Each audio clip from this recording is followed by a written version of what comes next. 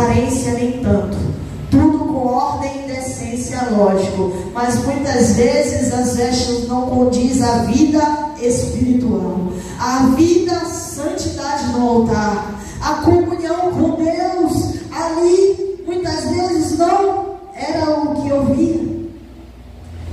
E eu entrava na igreja e falava: Senhor, eu só queria um abraço. Senhor, eu só queria um abraço. Eu vou sair daqui desse jeito. E às vezes eu passava para ir no banheiro, tomar uma água, e eu via os irmãos olhando torto, olhando troncho, com uns olhar ruim. Olhava para mim como se eu fosse a pombagira que estivesse lá dentro da igreja.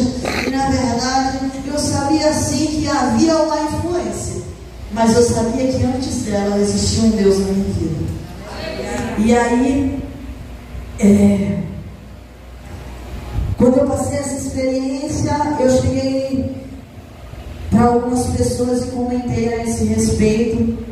E uma pastora que trabalha com o Ministério de Libertação lá em Minas Gerais, que eu morei muitos anos fora, ela me chamou e falou para mim, depois de eu ter aceitado Jesus, participado de um acampamento, ela me ungiu, me abençoou. O Senhor foi fazendo ali o trabalho de libertação na minha vida, e foi muito complexo, porque em um dos momentos que eu estava sendo liberta, quando a pastora começou a orar na minha cabeça, eu fazia todo tipo de corte, né, no cabelo, risquinho, degradê, moicano, o que tinha eu fazia, era piercings, tatuagens, né, mas isso não condiz. E aí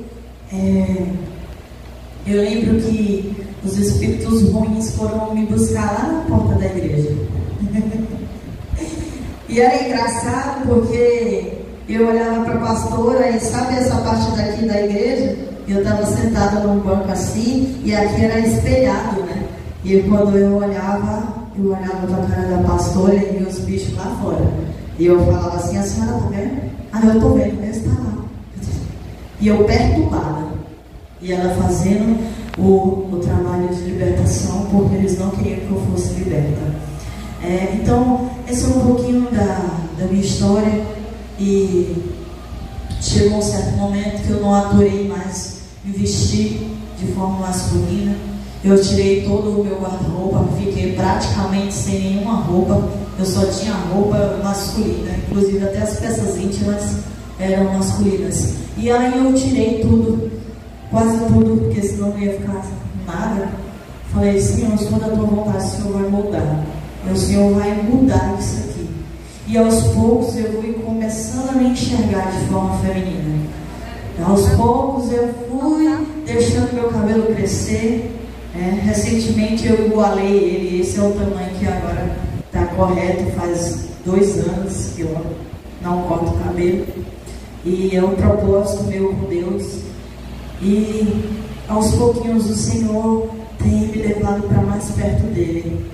Eu louvo a Deus porque eu achava impossível isso acontecer, porque é uma batalha muito grande, é muito sofrido, né? Há muita discriminação, muita falta de apoio também, infelizmente.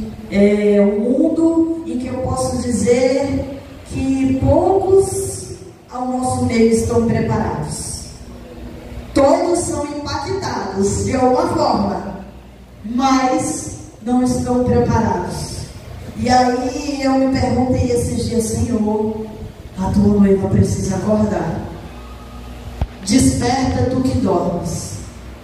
E aí isso me inquieta até hoje, porque eu tenho pessoas que passam por essa fase, que passam por esse estado e me pedem ajuda. E eu ajudo na maior sinceridade, na maior tranquilidade do mundo, porque eu não nasci para julgar. Eu não sou juíza, nem advogada.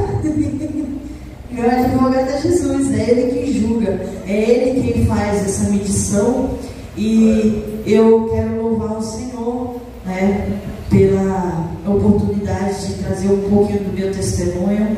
Agora eu gostaria de falar um pouco daquilo que o Senhor trouxe no meu coração, para não ficar somente em minhas palavras. Quando tiver o tempo, me fala, tá? Porque eu não olhei o relógio.